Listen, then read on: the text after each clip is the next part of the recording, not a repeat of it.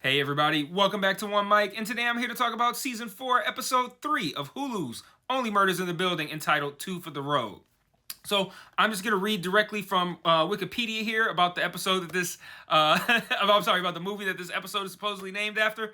So Two for the Road is a 1967 romantic comedy drama directed and produced by Stanley Donen, starring Audrey Hepburn and Albert Finney.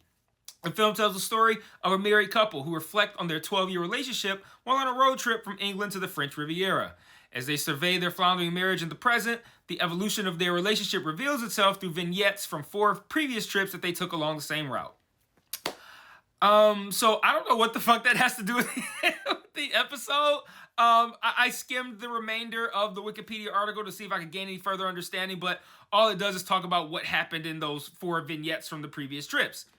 The only connection I can kind of sort of make here is the concept of a pair of people learning about one another. Like, there's no road trip, obviously, but that's the concept and structure behind this episode. The B-list comes in, they're coming in to do character work, they intend on just following our crew around, and they end up breaking off into these pairs while our group investigates and their Hollywood counterparts follow. So, Mabel and Eva pair up, as do Oliver and Zach Galifianakis and Charles and Eugene Levy. Sounds like, to me, a hilarious episode in the making. So no one is more surprised than I am for me to get in front of this camera and say this is probably, definitely the least impressive episode of the season for me so far. I wouldn't go so far as it's, call it bad or anything like that, but it's my least favorite of the 5 so far. It's 5, right? 3? I said 5? It's 3, right? Yeah, it's 3. Why did I think it was 5? Anyway, least impressive of the 3 so far for me.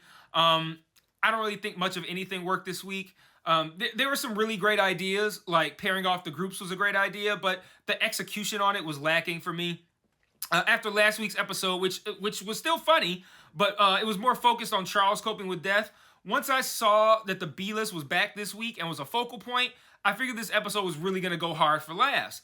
And I feel like it did go for it, and it had a measure of success. It was, light, chuckle, funny at times, but by and large, the first and maybe only episode that heavily features the B-list was very underwhelming for me. So let's talk about what they were going for and why I don't think it worked. And I want to start with the setup for each of these pairings. Zach, Eva, and Eugene, they arrive at the Arconia to study Charles, Mabel, and Oliver for their roles. Right away, I'm like, when Detective Williams arrived, this is me like talking to my notepad while I'm writing this shit. When Detective Williams arrives, she told Charles to close the door. And then we see Charles close the door. Then 15 seconds later, the B-list is just standing in their apartment. Now, of course, I could sit here and like nitpick it, right? And be like, how did our crew not know they were coming? And the B-list just invited themselves in without knocking, calling, or ringing a doorbell. Oh, they just walked up, they tried the door, and it worked, so they went in. I could do all of that stuff. Hey everybody, I just want to take a small break from this review to talk about the various other ways you can engage with me on other platforms.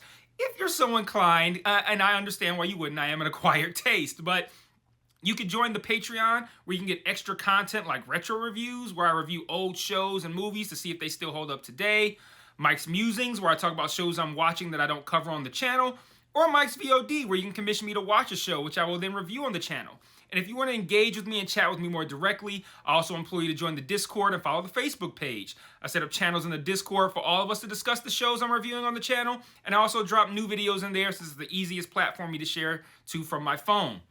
The Facebook can be really fun because I sort of live comment on shows I'm watching, often while under the influence, I'm not going to lie. And I'll also share news there, both about television and film, and about myself as well. So if you like my content, you want to be more engaged, you think I'm charming, or you simply want to show support, feel free to sign up for the Patreon or join the Discord or Facebook today. Links to all platforms are in every video description. Remember to share all my shit to your respective social media platforms. And now back to this review. But really, it's not that big of a deal. But you know what's also not that big of a deal?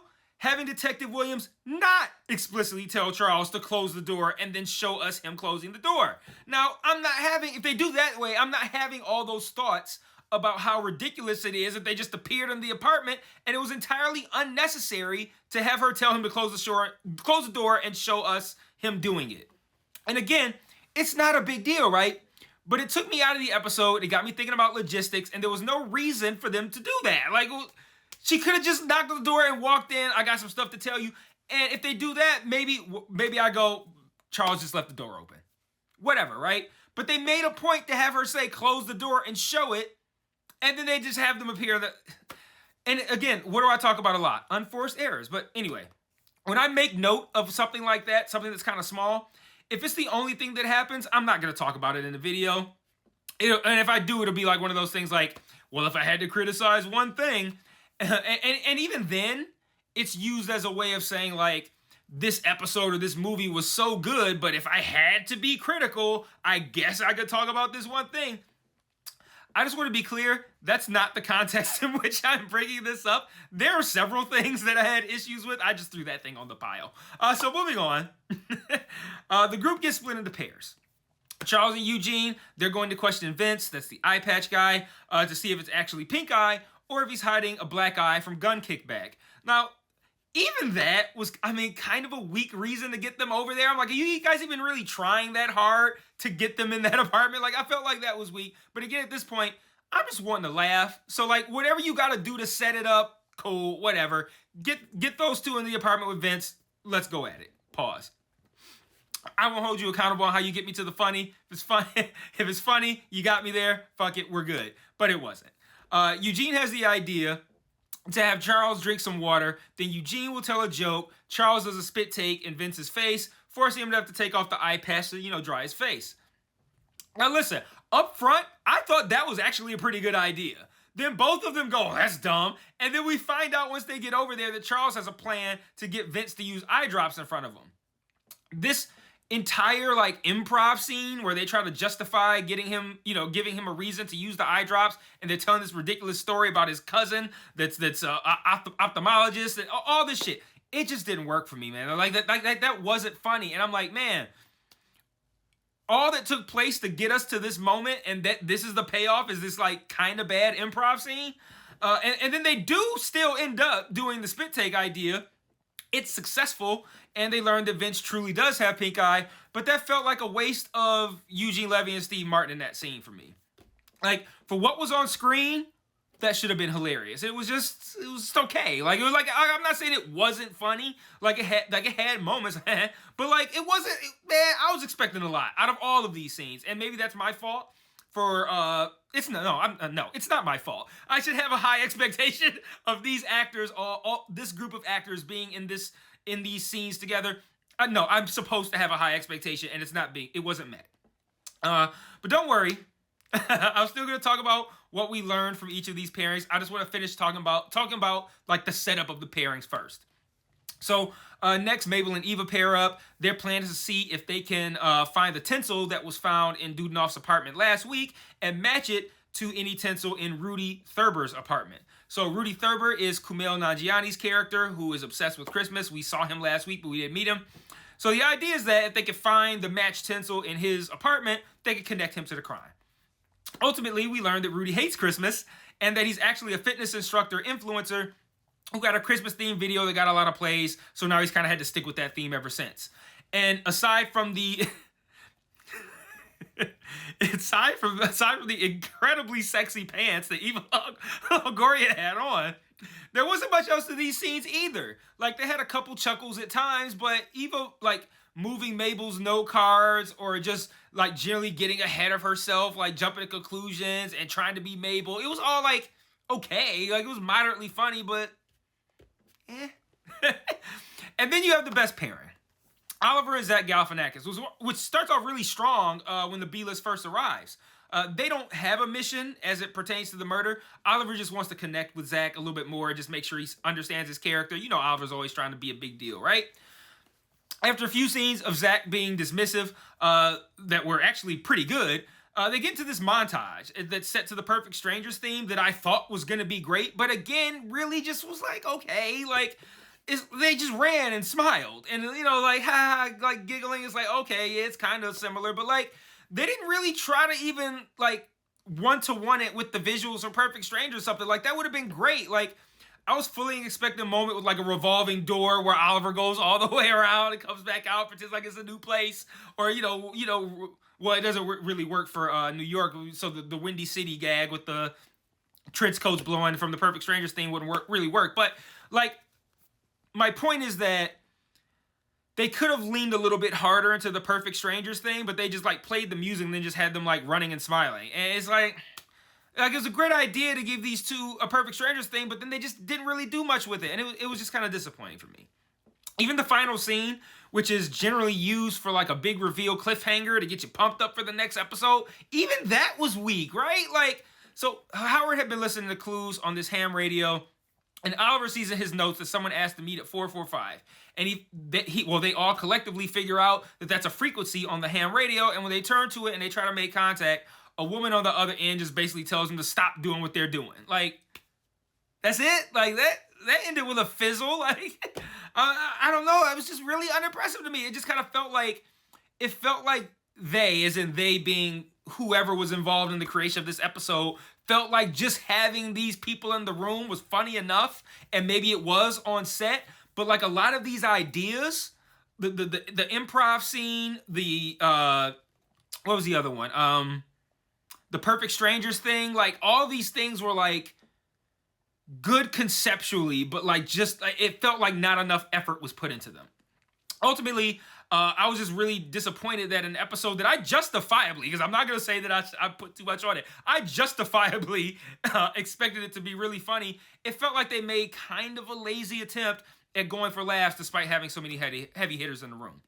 However, having said all that, it wasn't an entirely unfunny episode. It still had some good scenes, and we did get some information. So, for starters, I like the opening scene. It has Zach Galifianakis narrating a comparison between crafting a character for a role and finding a murderer. And it's like, that seems like that wouldn't really work. But he talks about like creating specific characteristics for your character until that person is such a unique creation that only you can play them. I'm like, damn, that's kind of deep, right? But this narration plays over these visuals of our crew citing specific unique features about the killer to do the same thing, kind of like to help give them insight into who he or she might be. Like, they must be strong enough to lift Saz. They must be a good shot, right? Because they shot Saz from across the apartment complex, and they have to hate Charles. And when Detective Williams arrives, she also does like a miniature info drop as well. We learn that the feds are on the case, so she's not involved, and because of that, she's come bearing information. She tells them that everyone was at that card game. I'm assuming, what's it called? Hell No or Oh Hell? It's Oh Hell. Oh Hell card game when the murder happened. Everybody's there except for Rudy, that's what prompts Mabel and Evil. God damn. Mabel and Eva to pair up and go over there.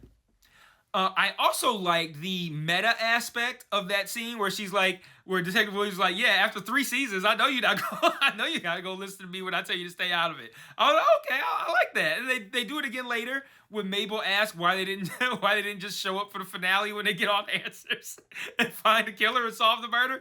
And that was so meta that it was almost irritating because, as you all know, my one complaint about this show has been that very thing. Like, when it comes to solving the murder, the first 9 episodes are generally useless, and then you get all the relevant information to learn the killer in the last 5 to 10 minutes of the final episode.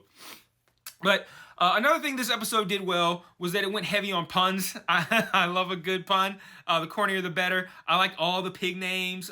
Natalie Portman was my favorite for obvious reasons. It's the best name, and she's fine as fish grease.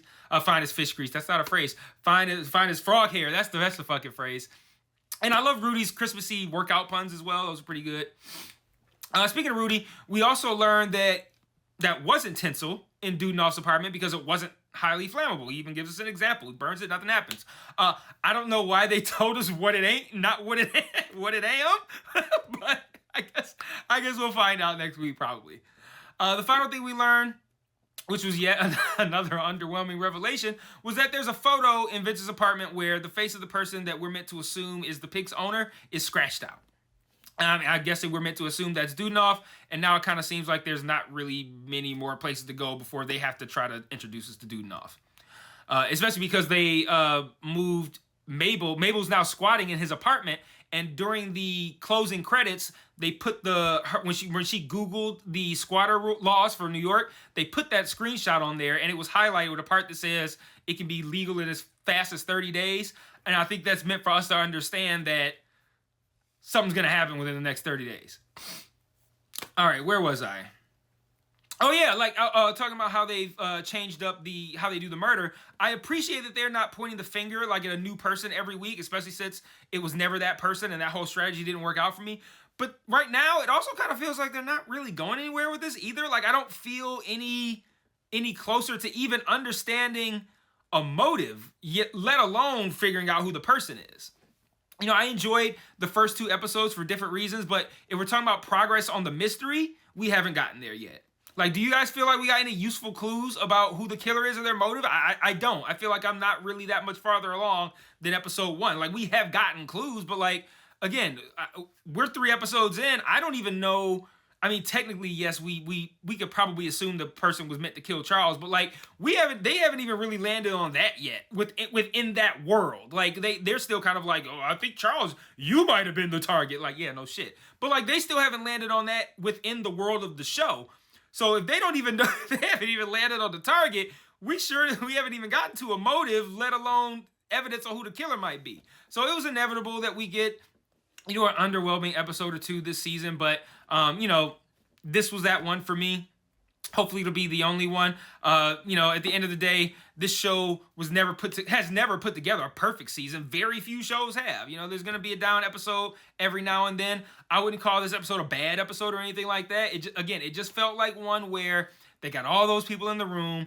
They kind of sort of went for laughs conceptually, but like everything they went for just kind of felt like they didn't really try that hard to go for something that was really funny and something that like met the talents of that cast. So, I don't know. Let me know what you thought in the comments. Did you love this one? Am I tripping? Did you think it was hilarious? You think I'm a piece of shit for saying it wasn't?